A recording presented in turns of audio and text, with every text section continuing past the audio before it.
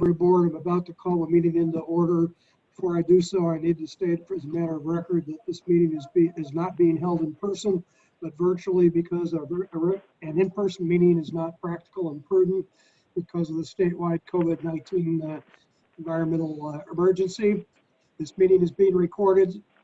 With that information, we will call the meeting to order. Our secretary is absent, so I will call the roll. Barbara Levin, are you present? Yes, sir. Present. Susan Tullis, absent. And I'm here. Oh, there you are. Okay, good. Roland Person, You can't see me. he's absent. Phil Brown, Here. Joyce Hayes. She's here. Okay. She's I didn't hear muted. you. Your mic's off, Joyce, so we didn't hear you. Okay, Harriet Simon, Here. Julian Pay, absent. Chastity Mays. Here. We have a quorum. If there are any members of the audience that wish to address the board, you need to indicate so by raising your hand or otherwise sending a written chat. Seeing none, we'll move on to the next matter. In regard to the president's report, you remember at the last meeting we talked about committee assignments. I polled everyone. Most of you who responded indicated you were comfortable with prior assignments. So I'm about to read to you what I did, which is generally follow what your prior assignments were with a few modest changes. Harriet Simon will be chair of the Acquisitions Policy and Library Materials Grievance Committee. She is joined by Phil Brown and Susan Tullis. The Building and Grounds Committee will be chaired by Julian Pay with Barbara Levin and Harriet Simon as members. The Bylaws Committee will be Roland Person chair, Barbara Levin and Susan Tullis members. Finance and Insurance Committee will be Joyce Harris chair, Roland Person and Chastity Mays as members. The 5-year Plan Committee will be chaired by Chastity Mays with Joyce Hayes and Roland Person. Personnel Committee will be Barbara Levin chair, Don Prosser and Phil Brown. Ethics Officer will be Phil Brown. And the newly formed Emergency Policy Committee will be made up of myself as chair, Susan Tullis and Barbara Levin. Are there any questions about that? We'll send out a notice to you so you'll have that in your record, in your file as well. Our next order of business on the agenda is the secretary's report. Everybody should have had an opportunity to read the minutes. Are there any additions or corrections that wish to be noted? The agenda states July 15th, but I believe that meeting was the 8th, was it not? It was. That is a correction that we'll accept. Correction of the agenda. Okay. Any other corrections needed? Well, there was one in the Librarians Report. Item 3 in that report, the third line. Well, the sentence reads, the board expressed a consensus that the policy should be interpreted to the letter of the law, comma, but an effort should be made to offer employees the option to work from home. And then there's the word work, but that should come out. The rest is okay. Work from home, if at all possible, comma, etc. So just that one word, work, should come out. Any other corrections? If not, is there a motion to approve the minutes as corrected? I move to approve the minutes. A second. Moved and seconded to approve the minutes as corrected. Any discussion? We need to have a roll call vote. Barbara Levin, Yes. Susan Tullis, Yes. Roland Person, absent. Phil No, Brown. I'm here. Oh, I'm in. Oh, you're here. I'm sorry. You can take over from here after I finish this roll call, Roland. Phil Brown, Yes. Joyce Hayes, Yes. Harriet Simon. Do you say Harriet Simon? I did. Well, yes, yes. Julian Pay is absent. Chastity Mays. I think we lost Chastity. Her name is there, but her picture's gone. Yeah, she might be having a technical problem. Oh, Julian is here. Hold on, let me let Julian speak. Okay, hang on. I'm We trying to can hear you. unmute.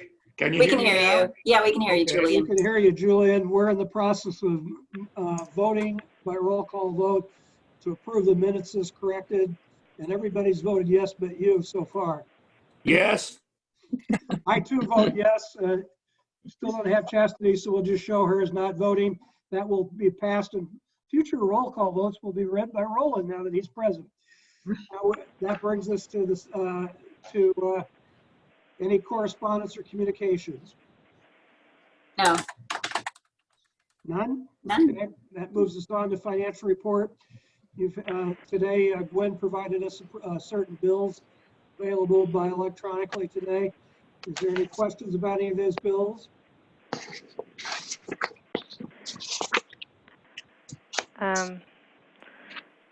Yeah, there's nothing terribly interesting here. We're paying some reference databases as well as some insurance bills, and then the total is $37,836.10. Motion to approve the bills. I move we approve. I'll second. Been moved and seconded. Is there any discussion?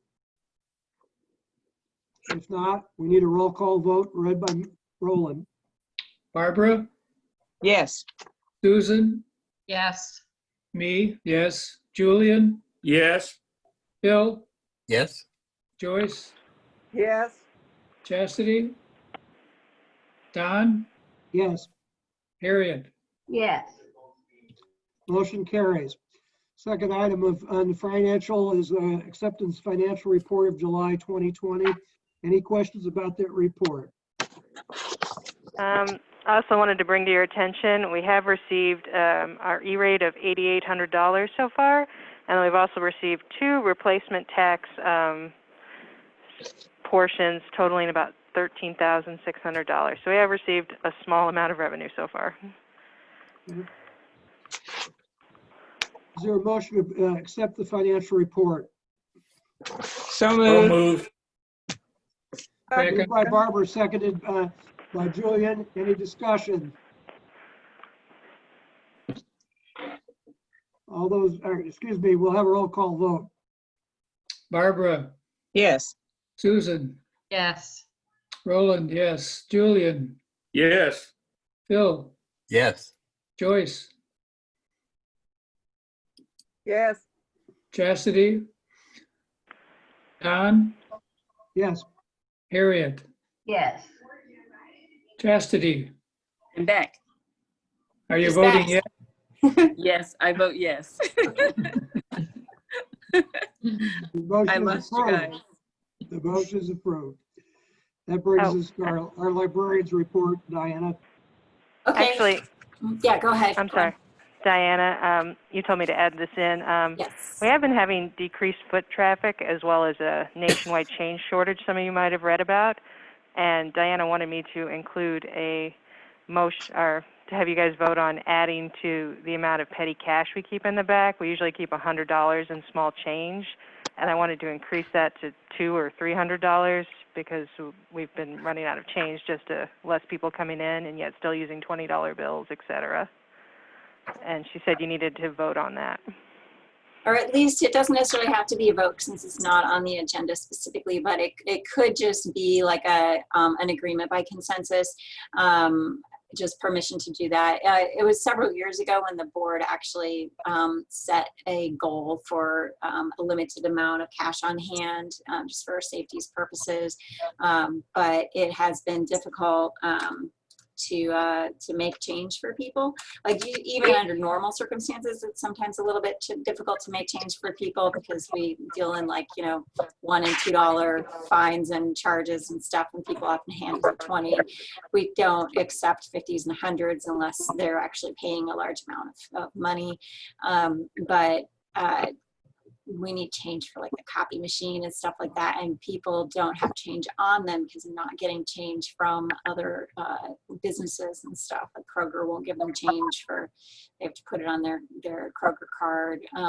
So that's the reason for it. It could just be done by consensus, but it would be good to have another to have another couple $100 on hand in order to make sure that we can make change when needed. I don't want to make Unless this somebody public. has an objection to that, I think we can just leave that to your discretion as the director. Okay, Okay. thanks Gwen for remembering that. Great. Okay.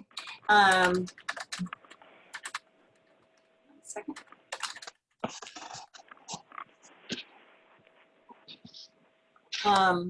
Okay, building and grounds maintenance. We have, Josh has done a bunch of painting lately. So he's, I mentioned this, I think, in the last meeting as well, but it looks pretty nice around here. All the doors have been painted, and the trash cans, the trash can outside in the Japanese garden, the bike rack, they all match. There's sort of a, it's called, I think it's called cranberry, but it's not cranberry-ish at all. It's sort of a burnt orange color, but it's the color that our doors were originally. So, so it looks very nice.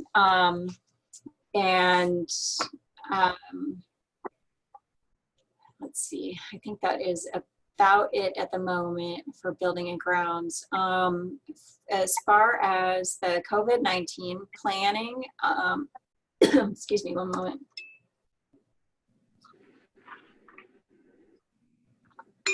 Caught in my throat.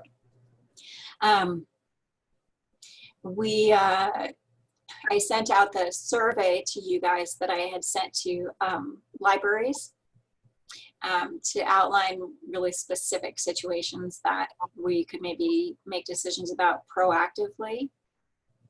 We have had a few instances where we've had staff need to take tests because of really mild symptoms or because of an indirect exposure. And so they were out until their tests came back. And so far everybody has been fine. But it seems like people come up with new things every day, either on the listserv or among ourselves, or we try to figure out what to do. And so we want to do as much as we can proactively. One thing, for example, would be deciding if we revert essentially in our region to stage 3, do we go to curbside only? The consensus among other libraries on that is that they're 50-50. Half of them would go to curbside, half of them would stay open with their existing restrictions. So that's the kind of thing that the committee will need to talk about. So that's why we came up with the emergency planning committee with Don, Susan, Barbara, and then myself and two staff members to be sort of advisory. That'll be our circulation manager, Lynette Miller, and Jennifer Robertson, our adult program librarian. She has a child, so she's good to be on that planning committee too, because what happens with children in the community also comes into play with this as well, because at this point, they're entirely digital. So we have 2 staff who are rearranging their schedule so they can homeschool. So these types of things come up. It was, I think, really helpful to see what other libraries are doing with the specific situations that are mentioned in the survey. So we did determine that there is a time that works for this committee, and that will be Monday the 10th at 3 p.m. To meet, and what the committee will discuss is all the specific scenarios that are listed in that survey, plus any other scenarios that might come to mind, and also just how we want to go about proceeding as a committee. Does anybody have any thoughts on what you saw in the survey that was included in your board report, or any thoughts in general about the whole COVID planning process? Diana, can you say the date and time again?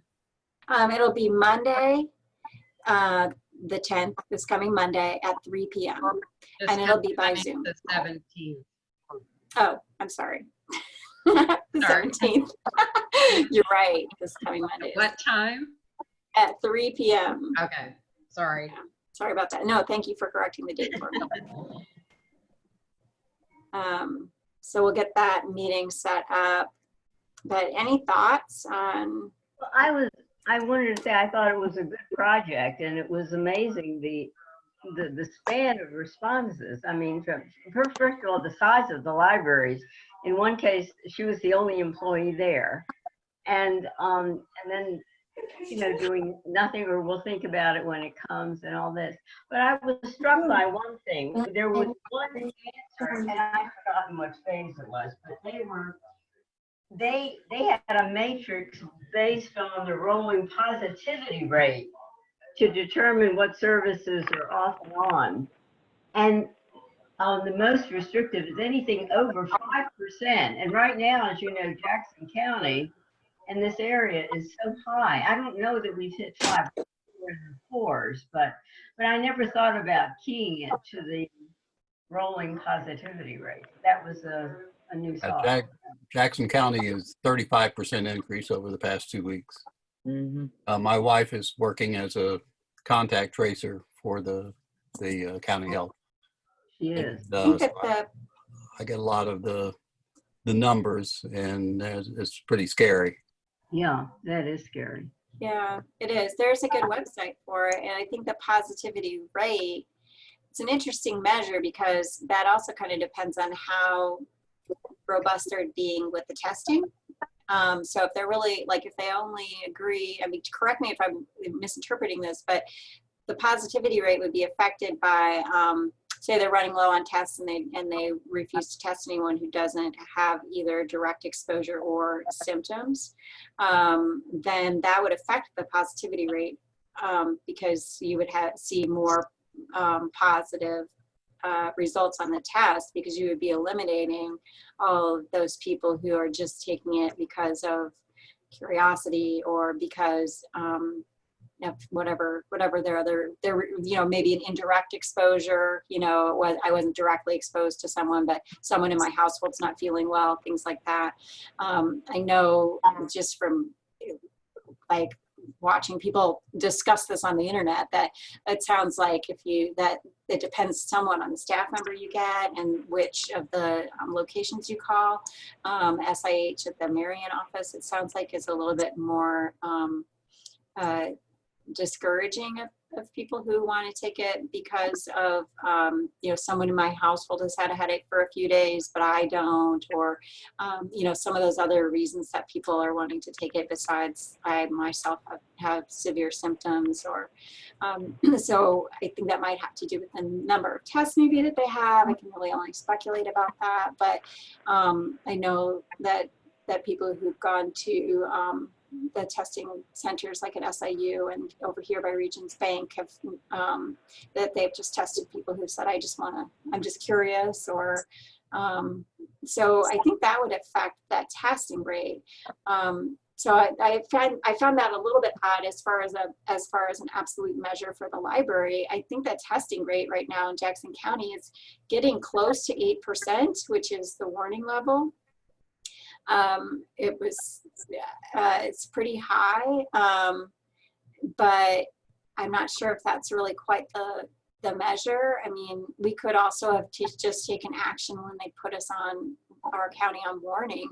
I feel like we don't have that many people in here at any one time. So initially, like if you had asked me this, you know, a month ago, or like right when we first opened, I would have said that stage 3, I'd be, you know, probably recommending going to curbside only, but I'm not sure at this point how I feel about that, because I'm at stage 2 most definitely, but I'm kind of on the 50-50 line when it comes to stage 3, just because people need our computer access and that kind of thing too.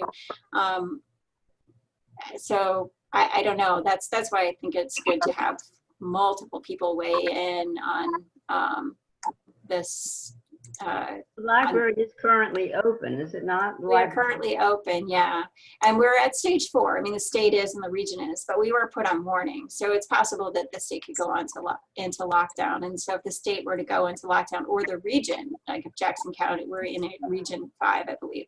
So if our region went into lockdown, then we would need to, it would be best to know in advance whether that meant that we were going to curbside or not. Or just we're continuing to let people The in. concern really that I have is the positivity rate has been going up, even though the number of tests that we're doing on a daily basis is way over 40,000 in this throughout the state. So it is not as if we are not doing the testing. So, you know, when we were at 3% or lower, we were only testing between 25 to 30,000 a day. So now we are testing like 45, 47,000 a day, and that number is going up. So that means that, you know, after the bars and restaurant opened up, you know, this community spread is just increasing like crazy. The 8%, the 8% that Diana mentioned is the what the state has determined as the fail-safe. They call it the fail-safe rate, and that is the percentage of positive tests among all tests. And when we reach that level, it's considered approaching the point where we are no longer able to accommodate through hospital care or medical care all the people who might require that care. So I think that's why the governor was here the day before yesterday, or yesterday, I guess it was.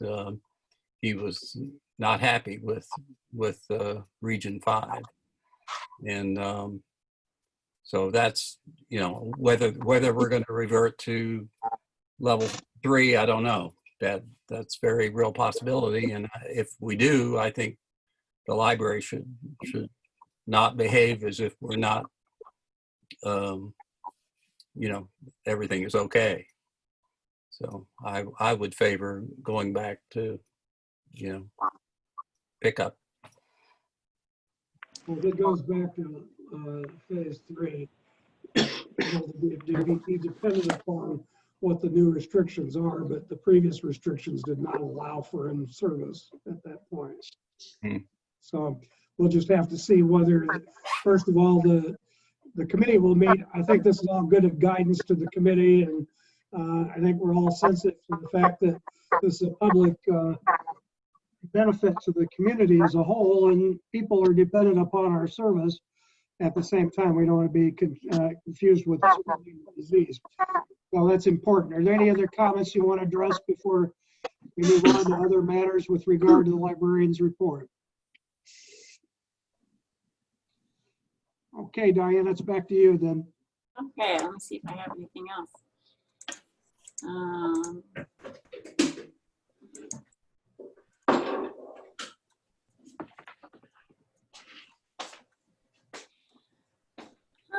That has really been my major concern, and then we can talk a little bit further about that when we talk about patron behavior.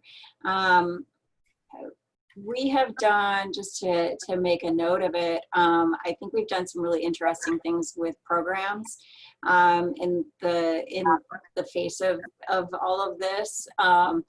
We have done some really interesting things with Zoom, hosting a town hall with the NAACP. We hosted an African American Women's Conference. And we have been hosting through a group called Carbondale United. We've been hosting youth summits monthly, where the next ones that are planned are more for parents and adults. It's been a really interesting community-led initiative where the community itself is designing these programs and reaching out to us, and we're hosting them, and we're doing the technical side of that. It's a little bit like time and labor intensive to us, but it's very rewarding. We feel like it's it centers the community rather than centering us around what we think the community would want. So that has been really neat in terms of teen and adult programming. And then we've also been able to do like a lawyer in the library program which we had done earlier. It's through a grant. It doesn't cost us anything, but we've been using our Zoom room for that so that people can meet for 20 minutes with a lawyer about just sort of really basic stuff, just a consultation. And our children's programming, of course, you guys are kind of all aware of that. That's been pretty neat. And then our project Next Generation, which is technology-based. Liz Hartman, our teen program coordinator who does that program, I think is really setting a precedent statewide. She's been asked to write up what she does so that the other libraries can see how she's adapted the grant. She's done, she's made everything safe. So they're doing it all through packet pickup and through online meeting technology and stuff like that. And she's got some really neat stuff planned. And she's submitting a proposal to possibly do a talk at the virtual ILA conference. So I just want to give a shout out to our program staff because I'm really been very impressed with what they've been able to pull off under like really like bizarre circumstances, and that in some ways this has brought us some really neat community opportunities that we wouldn't have anticipated. So it's goes beyond just adapting. It's really been kind of remarkable. So that would be the only other thing that I would say for my report, although we do have some patron behavior to discuss later on in the agenda. I would second that I'm very impressed with what the staff's been doing and also impressed with the expression of it in the reports we get, which are very thorough and surprising to me how much they can and have been getting done. I agree. Please share with the staff our warm regards and thanks for their hard work, Diana. Are there any committee reports? How about unfinished business?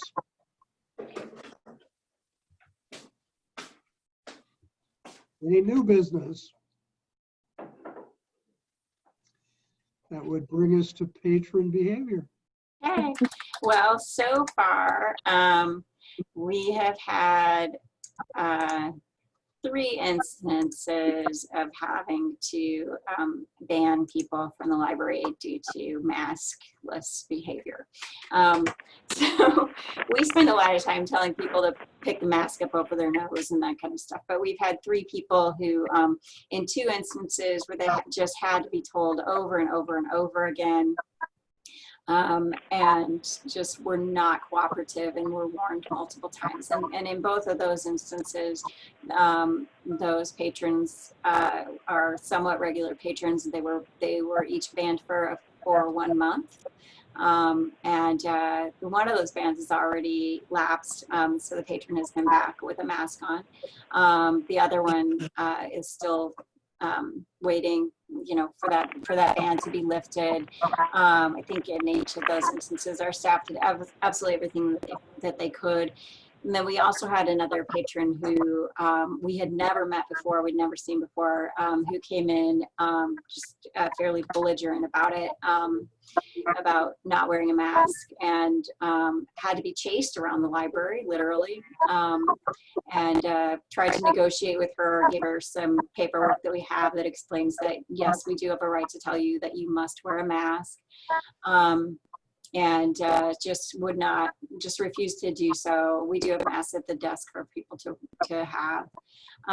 So I had explained that we would have to call the police if she wouldn't remove herself, that we could serve her outside, bring her materials if she has a library card, or get her registered for a library card. We can do all of that outside of the building.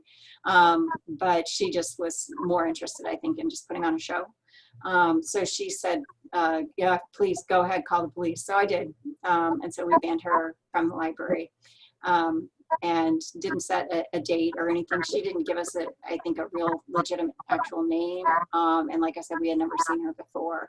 So I guess all we would need from the board would be just to let those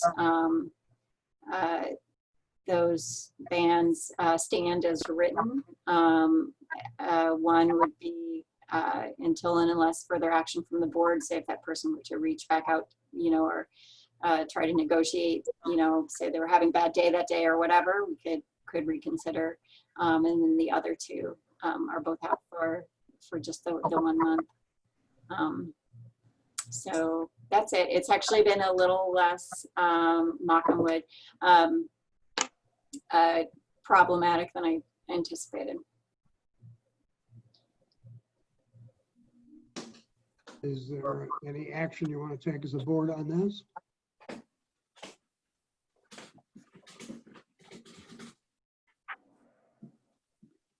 I don't know that we need to vote to support Diana, since we do anyway, but if Diana would like that more formal, I would. I think she's asked for that, Roland. So do you have a motion? I move that we agree with and accept what she has done in these cases. Is there a second? I'll second. So the motion is to affirm and support the librarian and her decisions with regard to behavior by patrons. Any discussion? If not, would you call the roll, Roland? Barbara? Yes. Susan? Yes. Me, yes. Julian? Yes. Phil? Right on. Joyce? Chastity? Yes. Don? Yes, Harriet? Yes. that motion carries. Who was the second? I'm sorry, I didn't catch it. Barbara, I think. Barbara? Okay. Yes. All right, thank you. Before we adjourn, I just wanted to get clear on this COVID planning or emergency meeting on Monday. Will that be a Zoom meeting as well? Yes, that'll be a Zoom meeting. Okay, and you'll post the agenda and all that for us so that we're in compliance with the Open Meetings Act. Very good. Yes. Anything else before the board, before we adjourn the meeting? I missed Thank you all. Sorry? I missed the refreshments. Come right on by. We'll take care of you. BYOR. Wear your mask. Yeah. I'm going for my Don Prosser look. Well, I noticed that. we have the same top at least, Yeah, if right. not the rest. We have the same barber. The meeting is adjourned. Thank you, everybody. Thank you. Bye. Bye. Bye.